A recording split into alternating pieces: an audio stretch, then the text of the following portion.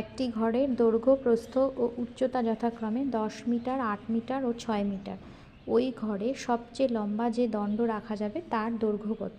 একটা ঘরের দৈর্ঘ্য প্রস্থ উচ্চতা যদি থাকে তাহলে ওই ঘরের মধ্যে সবথেকে বড় যে দণ্ডটা রাখা যাবে তার দৈর্ঘ্য হবে কর্ণের দৈর্ঘ্যের সমান। তাহলে আমাকে বের করতে হবে কর্ণের দৈর্ঘ্য।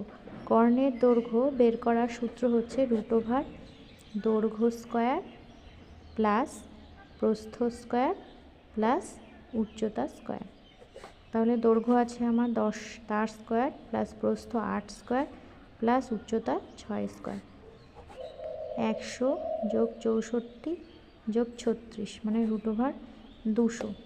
প্রত্যেকটায় মিটার হবে।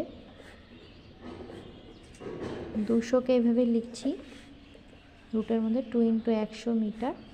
তাহলে 100 বর্গমূল 10, 10 √2 মিটার হবে। এটাই অ্যান্সার।